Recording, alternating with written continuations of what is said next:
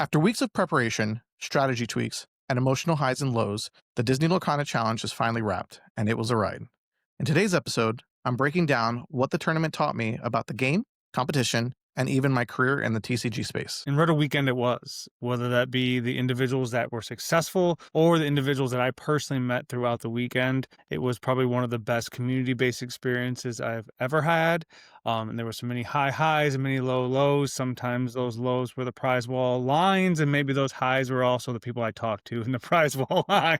So in today's episode, we're going to go through the personal challenges faced and what they revealed, the tournament outcome and lessons learned, and how these experiences are shaping your career direction and mindset in TCG competition and content creation. I first want to start addressing kind of my personal experience of mental performance, whether it be my personal mental performance or things I noticed over the weekend. Personally, it was a very long weekend when it comes to that kind of mental endurance. I don't think I was fully prepared, even though I've done one previous one, for kind of the decision fatigue, you can call it, right? That constantly making what decisions we're making, what am I playing, what am I not doing? Because I felt like, unlike the last DLC I was at, variance played a higher role, card draw was less of an important, less viable resource in some ways. And so I found myself making a lot more hard decisions, which I think compounded over the weekend, kind of made my mental performance dipped a little lower than I would want it to be. And I found myself maybe getting a little more frustrated with myself at times, especially as the weekend progressed. How about you? What was your mental performance like? I mean, it was great. I'd like to think that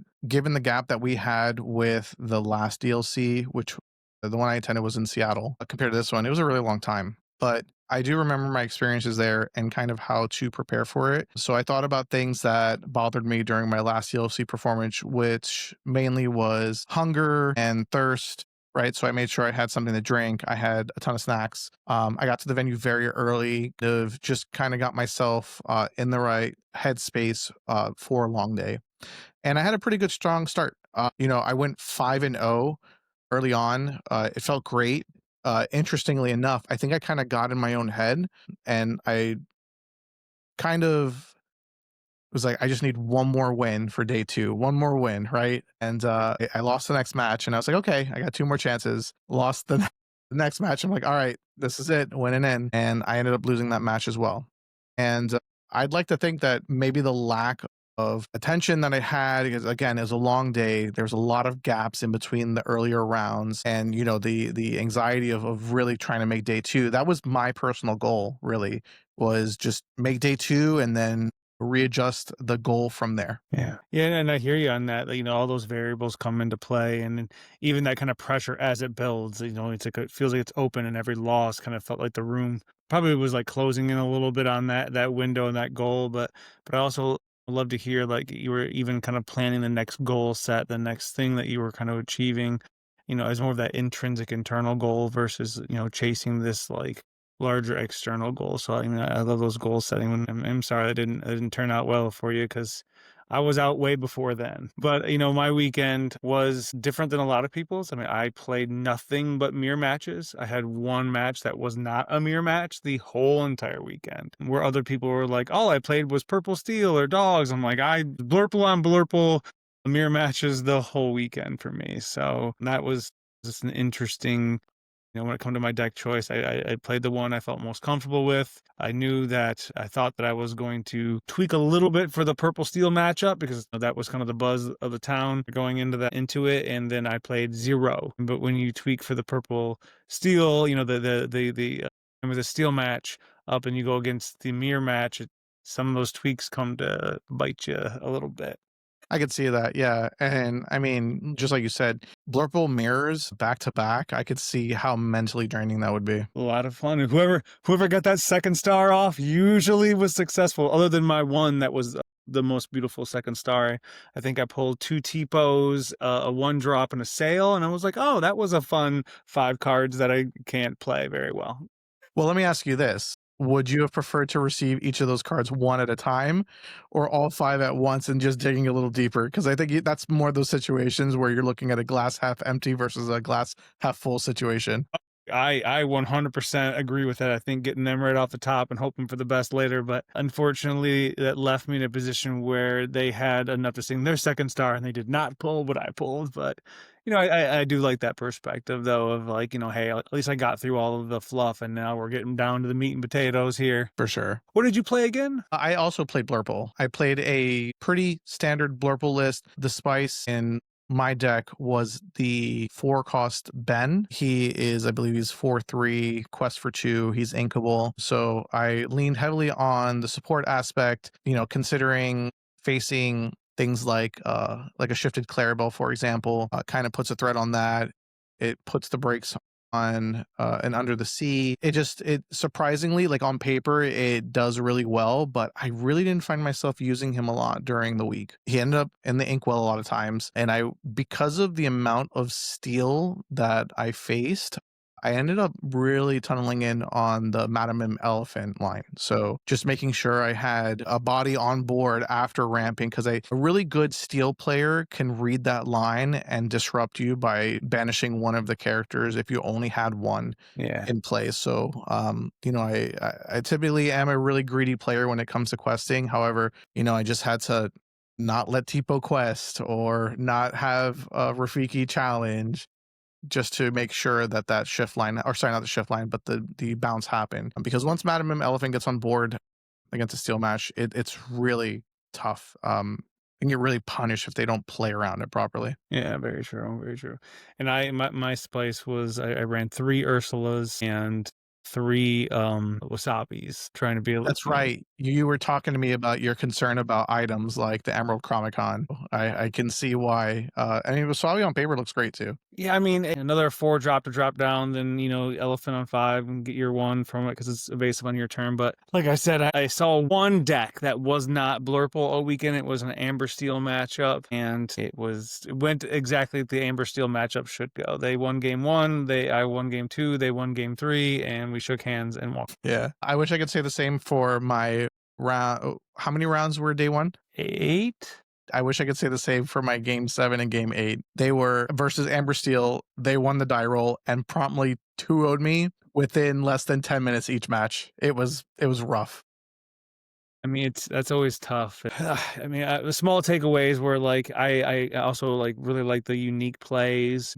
Game 2 had a no one drop going to Tipo. They shifted Rhino, didn't sing a song, didn't sing anything. Quested, and I look in my hand and I have 2 hypnotic strengths, and then some other cards. I was like, might as well. So I buffed up Tipo just a little bit to a little boy became a big strong boy and took out the shifted Rhino. And I was like, all right, at least I can walk away from this match saying I did something that was unique. Did you have any of those unique kind of play, like outside the box kind of plays throughout the weekend? Surprisingly, no. There were no games that really stood out that were very memorable. They were very fair games. Will say, shout out to my round 6 opponent. I didn't get his name. I did see that he made top 32. So I wasn't too upset about that. He was a very good player, but it was a Blurple mirror, but he was running Magic Feather. Mm. And I had no idea he was playing Magic Feather. So either he inked it with Tipo or kept it very reserved in the hand. But that ultimately was what lost me a really close game 3. I think it was 2 or 3 genies in play. I had an Elsa in play. I had the evasive ward down packed. And then on turn or when he goes to 11 ink, he promptly plays a Monstro and a Magic Feather and just ends the game right there. And I wasn't even like, it was very disappointing, and I was still on, okay, well, I have 2 more matches, so I'll just figure it out. But I was like, dude, that was a fantastic way to end that game. Like, and obviously the position that he's in, he really wasn't too open to sharing the rest of his list, but he did kind of give me some numbers, and obviously it did him well because he ended up top 32. Those are the things that like you can't really be upset about, because if you go in there with a vanilla Blurple list, like, you could do okay, but you'll never do great against someone who knows how to tech for that mirror. And I can guarantee you, with the card choices that he chose, he knew that once he was probably in the upper parts of the bracket, that he was going to be expecting a long day of Blurples. So what a great way to shut it down. Definitely caught me off surprise, and I would have loved to have been the Blurple player doing that. But as we move into a new meta, that probably will no longer be an issue. Oh, yes, yes, yes. I mean, overall for me, I shifted my day 2 to a kinda community experience, and I think that's what I really enjoyed. I had so much fun. Went out going out to dinner with a few people just from that I met, there, playing in some really cool side events and really, like, enjoying the side event side of it. I played 2v2, which if anyone listening to this is going to go to the next DLC and bring a 2v2 deck with somebody, and it was probably one of the most fun experiences that I've had playing Lorcana. It was, you know, you looked at each other's deck, you made decisions together, and you just like it was just a really great collaborative experience. Met some really great people, and end up meeting a few people that, just had general conversations about performance anxiety or even just like, emotional expression, feeling guilty for crying or having an emotional experience when you kind of get knocked out or where you lost a tough engagement and really kind of letting them know that like, hey, we have emotional equity in this game and playing and the cards we buy and the money we spent to fly there or go travel there and enter the competition and like there's equity put inside of that. So I would expect some emotional response. And, there's nothing wrong with tears. There's nothing wrong with being a little bit frustrated. It's about the idea of like understanding what is kind of the intensity level of that emotion. Like some tears are just totally natural, right? I saw a whole bunch of tears when people were winning. I saw a whole bunch of tears when people, lost that last match and didn't make day 2. And all of that's just natural because we put our, effort and time and money into this. And it's natural to kind of come up. And I know you mentioned that didn't quite make that day 2. How did you kind of manage those emotions for yourself? It was a little unhealthy, not gonna lie.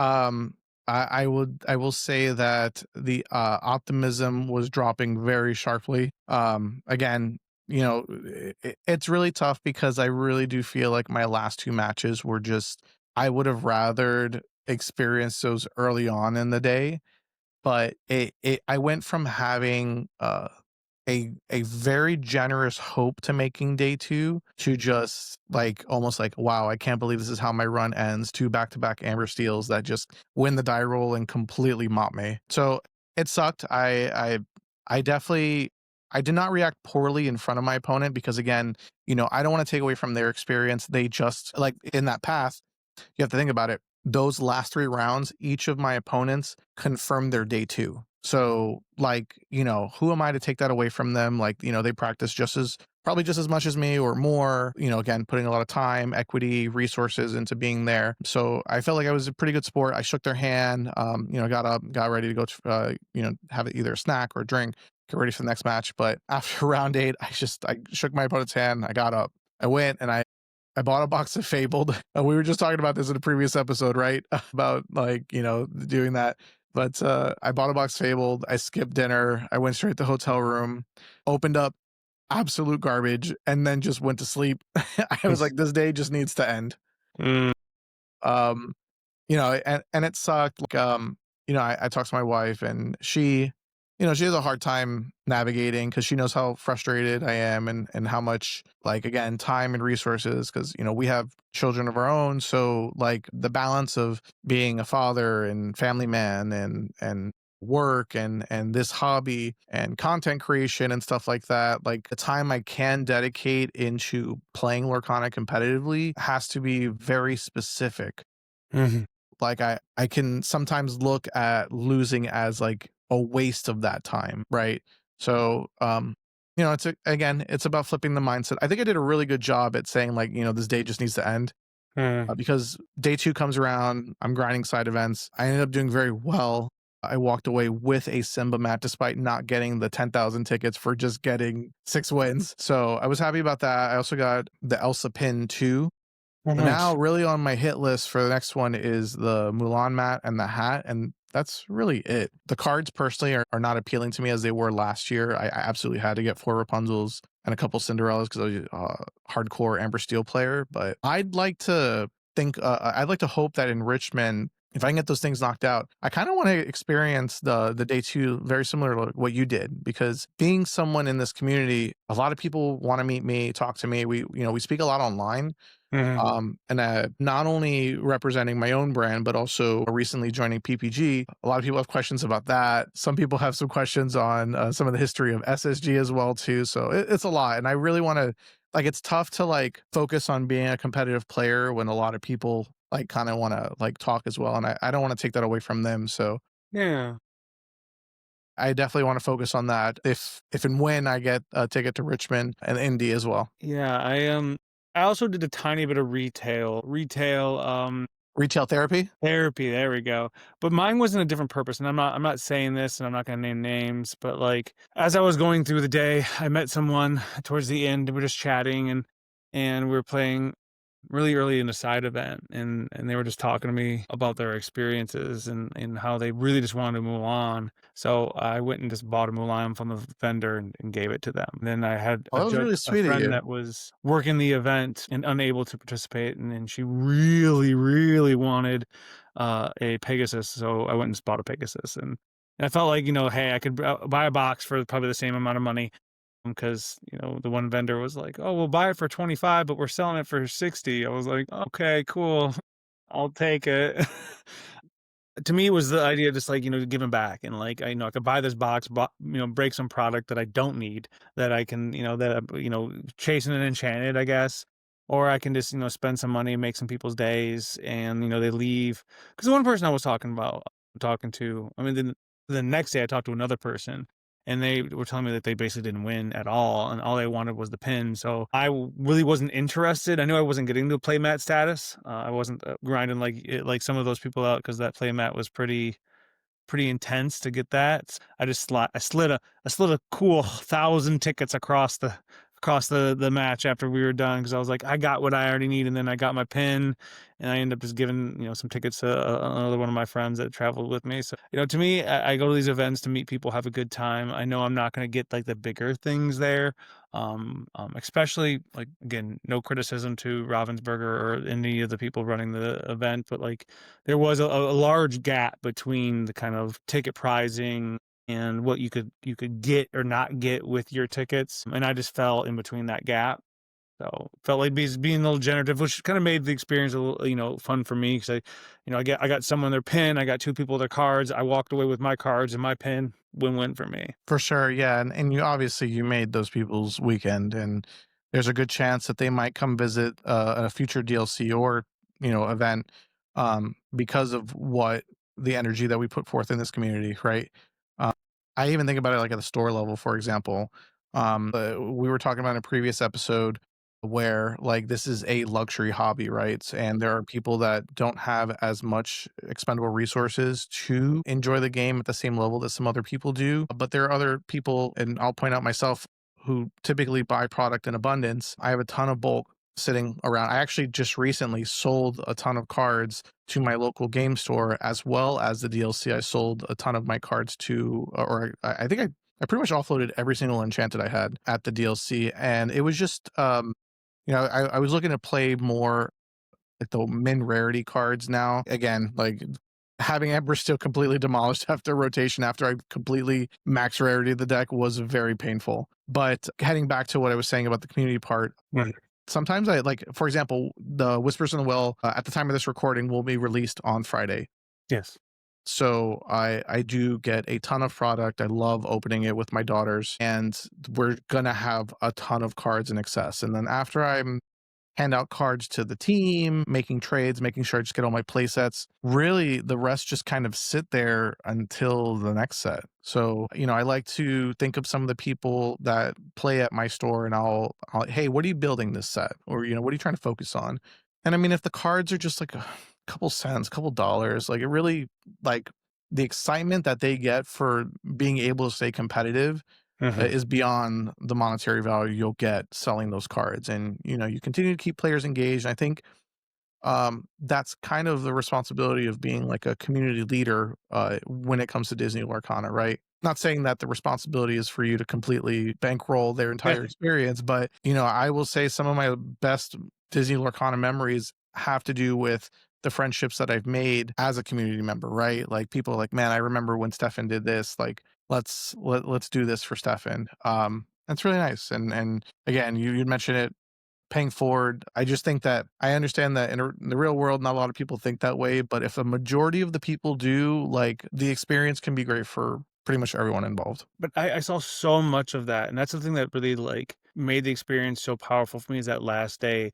People would, like, run around like, "Oh, you need tickets? Hey, I got some extras here and here." Like, "Oh, you want this? Oh, hey, hey, well, let's trade this, and I'll give you this." And, like, it just became this kind of, like, collectivistic, like, "Hey, let's work together to get what we all want." And, like, I thought that was super cool, and I thought that was super powerful to kind of witness and just be a part of, because I did see that generativity. I saw that thing of, like, people just wanting the community to have an experience, wanting the community to really just, like, enjoy the ambiance of a DLC, because it's kind of like that, once, and like you said, they're so far out and they're so far in between that, like, to have that experience and be able to connect with the people you engage with online, or you don't see very often, is super nice and wonderful. And I think, like, that's what made it special for me. I had more of a great social experience. I also was trying to make day two, but, like, I really, I shifted and pivoted that goal quickly after the first couple rounds. I was like, all right, I think I got to pivot. I lost the first one, won the second one, lost the third one. At that point, I was like, I don't think I'm going to do this. Obviously I won the next two, but, like, I'm like, and then end up losing. But, like, I pivoted quickly to, like, let's have an experience, and obviously gave myself to be in my feels about it. But, like, I think that experience really is what left me wanting more. It left me, I was a hard no on the second DLC, and now I'm like, when is it again? Where can I save this time on my phone and just set an alarm? Like, just from that experience makes me want to go to the next one and have it, experience again. Yeah. And, the thing is, again, if you look at it purely from the logical side of things, not everybody who participates can make day two, right? There will be some people who just unfortunately don't do well, right? But those experiences that you share with them bring them back. And it just goes to show, like, it really, even if you were to look from the top 32 to the top 16 to the top 8, you saw some familiar faces, but you also saw some not familiar faces. Yeah. And it just goes to show you that really, like besides the variance part, and choosing a strong deck for the field, there's a lot of aspects that go into it. So, I know it sounds cliche, but the same way how I learned at locals, like, maybe today just isn't your day. Maybe next week is. Maybe the next DLC is. Maybe it's a DLC in a year or 2 from now. But, don't let that take away from the experience that you have, because it's much larger than the competition. And I think you and I have kind of, like, brought forward a couple of points that show that. 100%. I mean, even to the people that were successful in day two, like, we have, you know, open up opportunity, or even have representation in a way that, like, opens the doors to so many people to feel like they can compete at that level, or want to compete at that level. And the one thing I shameless plug of, like, an idea is, like, I really wish Ravensburger would come up with a system where the judges aren't just there to make judge calls, but also look at the sportsmanship piece of it. If they witness people doing certain things, or engaging, like, even like DKP offering free coaching and doing some of these things, or if there's a dispute and they see one competitor really being great with their sportsmanship and really being kind of like a community standard award, or like or weekend, because if you look at other competitions, that there usually are those things, right? There's the award for the individual that really represented the community well, really represented the sport that we play as a TCG competitor well. And I think, that can be a great opportunity to not only highlight the people that were successful, but the standards in which the community we want to be held by. I think it's a great idea. I think it could use probably some framework and definitions, but overall, like, I think that can be a critical pillar of any community, really. Because I think in the end of the day, there are a lot of people in the community that look for that type of recognition, and they may not be the strongest competitors. They like to play for the sake of playing, but for them to get recognition in the areas where they're stronger, like, the community building, or I'd actually love to see that more at, like, the grassroots level, at the store level, and just kind of like, I know this sounds silly, but like a reel, right? Of you seeing people really kind of keeping the Disney magic alive in the stores, because I think that's an important part. That goes to show you, like, if this is what I experience at the local level, I can only imagine what it's like at the DLC. And, it may be, the tournament operator, or sorry, the tournament organizer's responsibility to kind of emulate that Disney magic, but I think part of it comes from the people that also enjoy it themselves too. Like, think, for Yeah. example, when you go to Disney World, right? The cast members, they do a really good job at kind of keeping the level of involvement and engagement from a child that it's their first time at Disney, first time walking at Disney, up to people who have been visiting Disney for decades, right? Like, the magic's always there and the Yeah. show is always on. I think that part is kind of what keeps people truly engaged, no matter whether they're to compete, collect, Mhm. community. I think those are all really strong points. Yeah.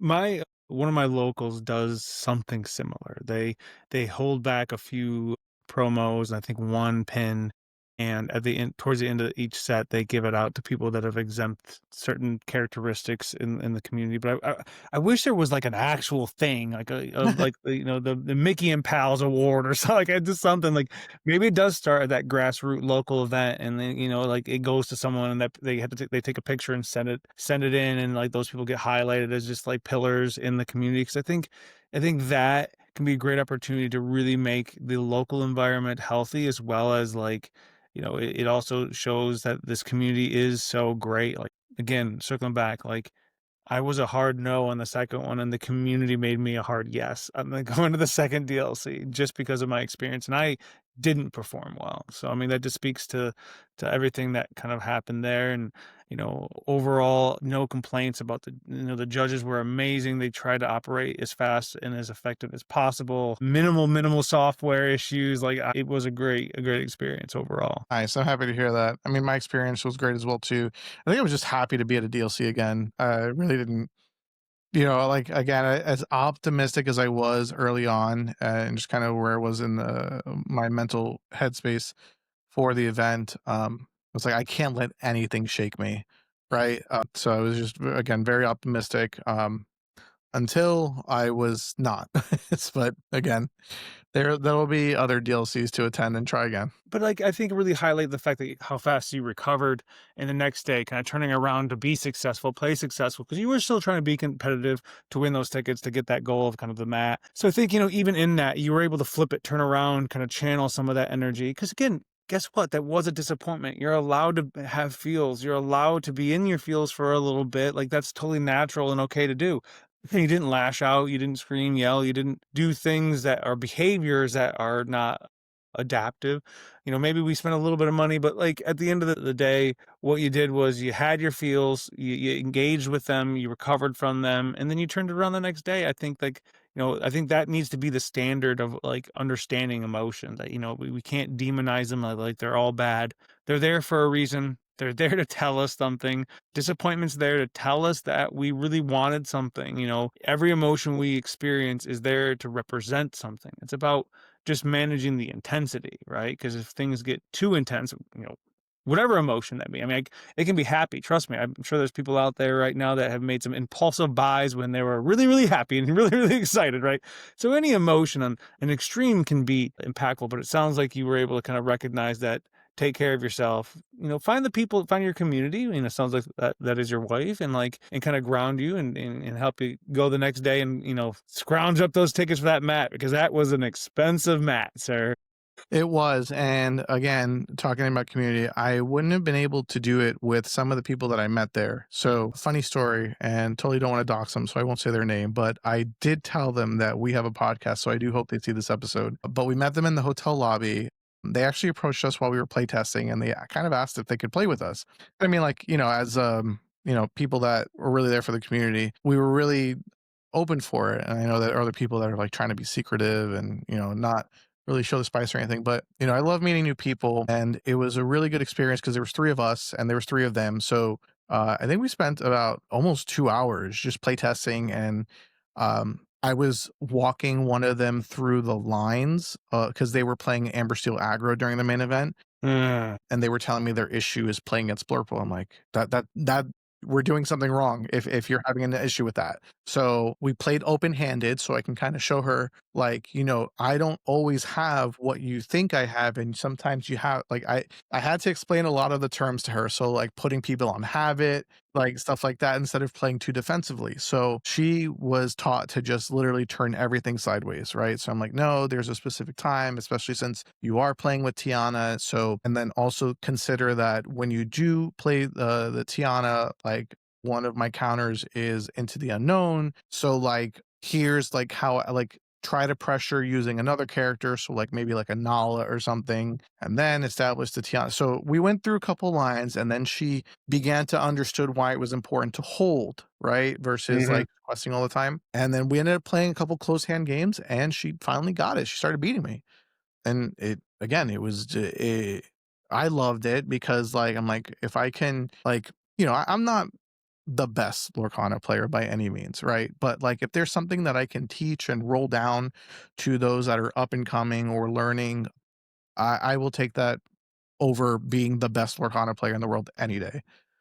But it added to their experience, throughout the event, day one. We checked in, like, we saw each other in passing. How you doing? How's everybody doing? So they all shared their records and stuff like that.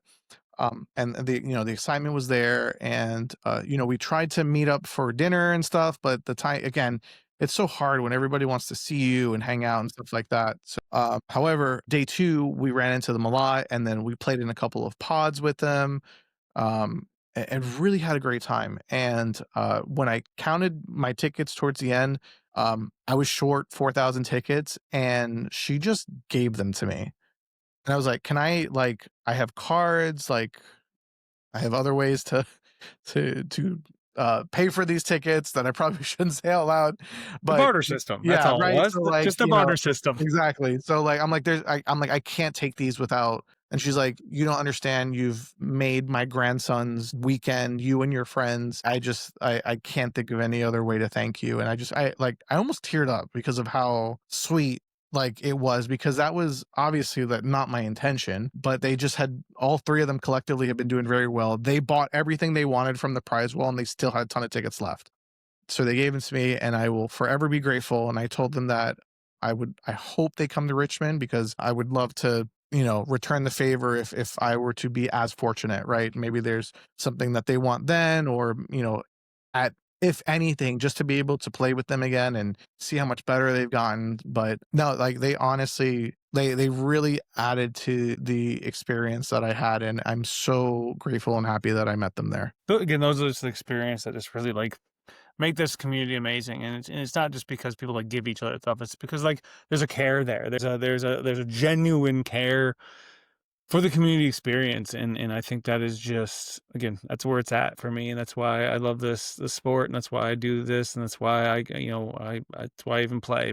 Whether it is for my locals all the way up to DLCs, it's just like that's the vibe I get. I rarely have a negative experience. And when it is a negative experience, a lot of it has to do with this someone getting really anxious or their frustration boils over and they are having a hard time managing that. So hence why I do what I do. So I mean I'm so glad you had a great experience, and I'm so glad that, unfortunately it didn't turn out, but hopefully the next one turns out a little better for you. But I think there were some really great highlights of that event, and there were some funny things. I mean, I don't know if you saw the pictures of DKP's proxies, but that was fun. I mean, I don't want to deter the main point of this podcast in particular for the details of that. However, I will point out one thing that I found very unfair was the aspect that he was able to have proxies in his deck like that. However, other players with similar cards in their decks that were not at the upper tables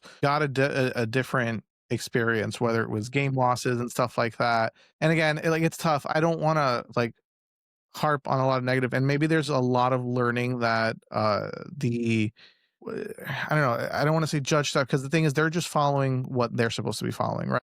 But if there's a way to learn from that opportunity to make it fair for all players, I think at minimum that's what I'm asking for. But I mean, in retrospect, it was kind of funny seeing the Twitter post about that. Yeah, I mean, the whole, takesies, backsies kinda dynamic that play, like, here's the thing, regardless I don't wanna say this. We have to be emotionally and mentally flexible, because regardless of the call that's in front of us, we can appeal it, but it only can appeal so far. So we have to play by, I used to do somewhat competitive CrossFit, and I learned this dynamic there is, like, you don't play to the T of the rules, you play to what your judge will and won't let you engage with. And you have to meet your judge where you're at and understand that this judge is going to approach this way and it is. So how do I adapt and overcome and be emotionally and mentally flexible? Because if I get a bad judge call against me, right? Like, if I try to take the backsies or this happen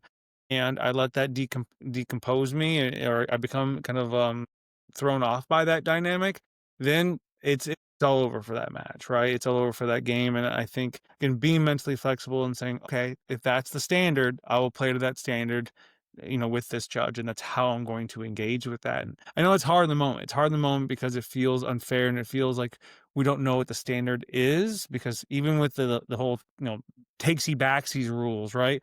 I heard 4 or 5 different explanations of what is allowed and what isn't allowed. But I think, again, it's just trying to be flexible as we possibly can be with that dynamic, because there's never going to be, I think, event to event, a judge that will say the exact same word for word, because they're not robots, they're human beings and they're going off their interpretation.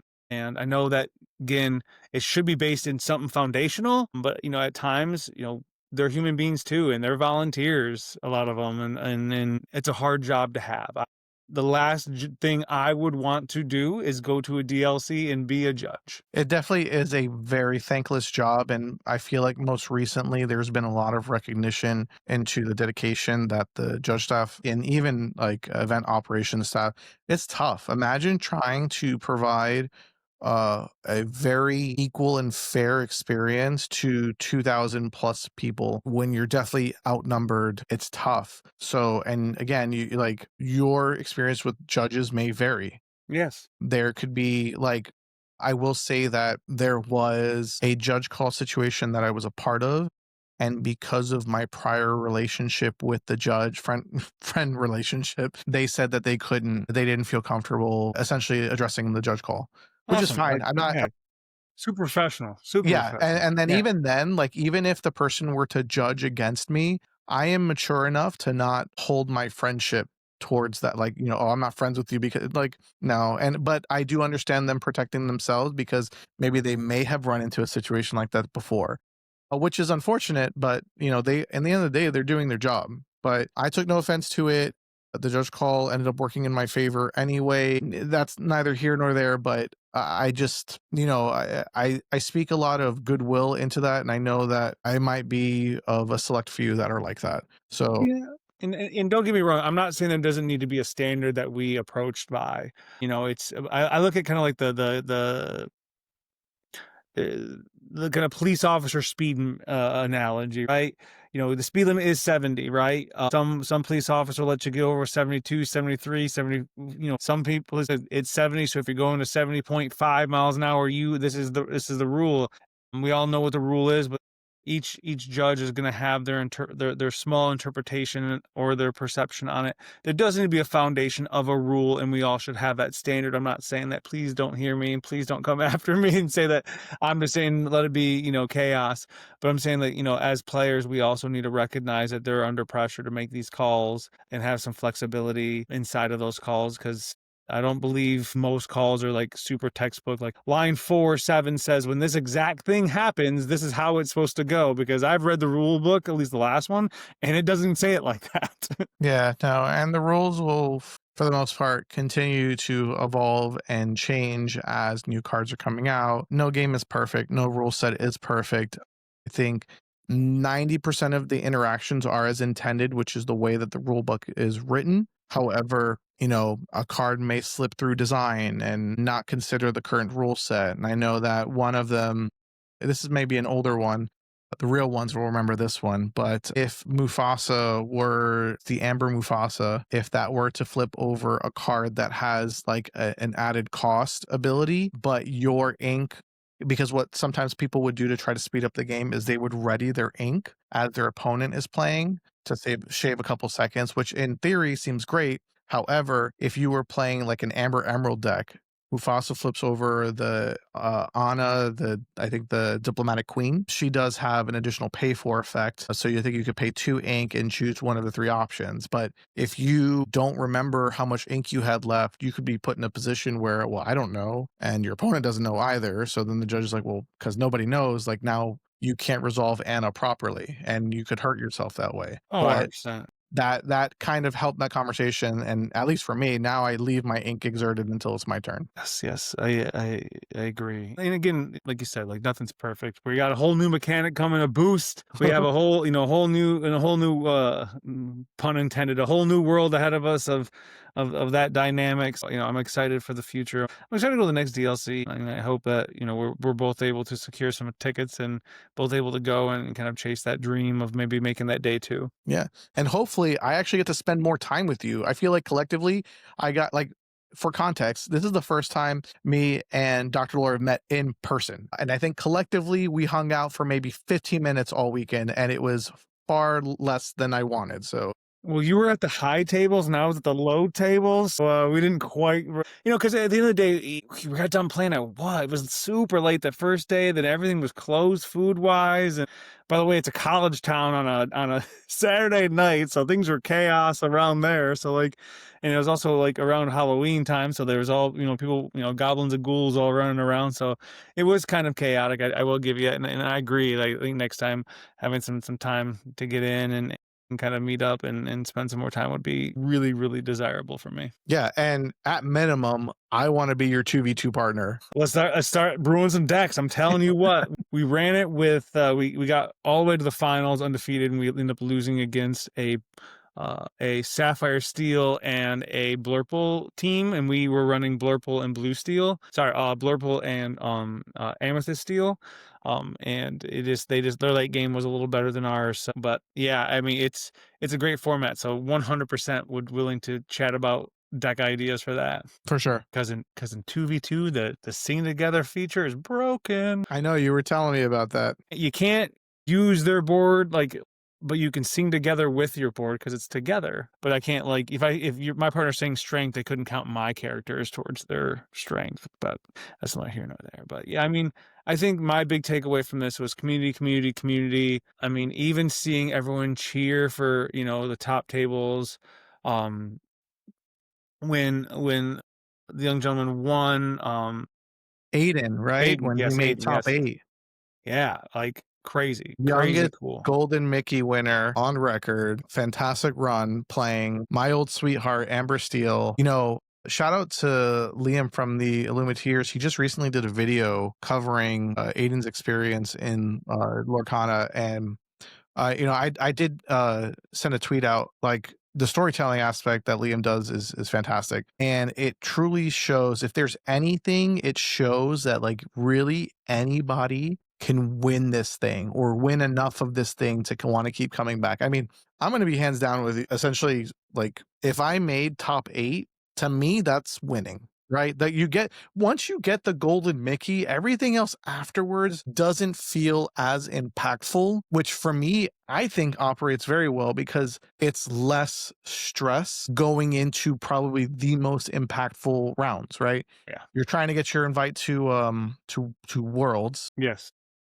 I think a lot of them already got invites to Nats. So like a lot of the harder things are out of the way. So yeah, that essentially was going to be my day 2 goal, was to get top golden Mickey. But I mean, if Aiden can do it, I really think no matter your age, skill level, I really think if the cards are in your favor and the variance is there, it could be you. And you know your deck. I mean, I think the one takeaway when I watched him play was like he played fast because he knew his deck. You could tell he's done a ton of reps on that deck. He knows his lines. He knows what he needs to do. Regardless of your opinion on the deck, it still is a meta deck. It still is he was successful, and the top wasn't just that deck, so it's not broken. So it's just like, hats off to him and crushing it. And again, unfortunately, because of his age, they couldn't get him on stream because I know there's legal tape I wouldn't want to touch with a 10-foot pole. But, like, I'm glad that, his story is getting out there. I'm glad that he's definitely getting the recognition he deserves for doing something remarkable. That's, not just, his age, but just, like, so many people, the resilience of the day, playing, like, all the things, like, and shout outs to his parents for really, being there and being supportive. Because I mean, the first person he went over to, I think, was, like, I think is when he lost, like, he went over to, like, his brother and I think his mom, and, like, there was a big hug, and I'm like, "There we go, family right there." Great, awesome, and, like, I know that if that was my daughter, it would be in tears, shambles. Like, I would just be the ultimate girl dad at that moment just because I can only imagine what that feels like. I know, like, I joke around a lot with my wife. I'm like, if there's anything that I want, it's at least one of my kids to enjoy card games with me. And my oldest is okay. She's learning. She has to do a little bit more work when it comes to losing, but mm, it's a process, but she's having fun. We're having fun. And again, I kind of showed her, I'm like, look, look who had a chance to win a golden Mickey. Not trying to put a lot of pressure on her, but I'm like, yeah, yeah. I'm trying to show her that because right now her issue is like a lot of anxiety with like large crowds and stuff like that. Like she just recently will start going to like locals with me and stuff like that just to watch. But I can see like her biggest fears are like the big crowds or like feeling like she's not good enough. So that's what we're working through right now. 100%. I mean, part of that's age appropriate, right? This kind of social comparison age is tough, right? Now I have 2 kids myself, and my younger one will school me at Uno. I don't even let her win. She literally beats me all the time. I was like, all right. But at the end of the day, all we can do is just be good parents and be those, and good community members. And then I think that's just, at the end of the day, I'm gonna be repetitive, but like that's my takeaway from this event is just like what an amazing community. Look at what this community is doing. People standing around cheering for people winning. It was just like a great event. Yeah, I mean, you could be really jealous of like the performance of some people that are always like topping, but in the end of the day, like they're human too, and you should really like just think of their path that they got there. And I mean, you have your own unique path as well too, and people will be cheering you on when it's time. Like I remember checking Discord, for example, people who were following along with me because I made actually round 6, I was at table 2. Like, Mm. I was sitting next to Titans, right? And I felt so out of place, but, like, when I was back at the hotel after, dealing with the losses, the amount of messages that came in, they were like, "Hey, we were following you, and, that was tough, but, like, great showing," and, like, that alone, like, made up for, the fact that I felt kinda bad for not making day 2, and, it just means I'm just inching along. Next time, day 2, here we come. Heck yeah. Well, I look forward to seeing there day 2. All right, so I think it's time to kind of wrap this up. So, in summary, this episode, we went over our experiences at the DLC, kind of how we navigated through some of our successes, our failures, and some personal reflection and how we can address that in future competitive events such as Richmond or some of the other third party events coming up as well. We also talked about some of the community based experiences that we had at the DLC, and hoping that sharing those experiences with you guys kind of helps grow that in your area, your direction, so that way maybe you can try to help make someone's day that might be not doing too well in an event or something like that, but just kind of keeping them involved and engaged and letting them know that, while today wasn't their day, maybe next week might be their day. And I'm going to encourage everyone to kind of go down the comments below. Tell us about your personal best experience that you had at the DLC if you were able to attend. And if you weren't able to attend, let us know if you're planning on attending the next one. Let us know what you're trying to get out of that, what your goals might be, what like the community experience you're looking for. So I think the more we kind of get on the same page of what our goals are and what the community experience can be like for us, the more we all can just work towards having a great DLC's experience. Awesome. Yeah, definitely let us know your experiences. And ultimately, Tune in for the next episode where we're going to go over goal setting. This is Stefan and Dr. Laura, and we're happy that you were able to join us in today's episode, and we'll see you in the next one. See ya.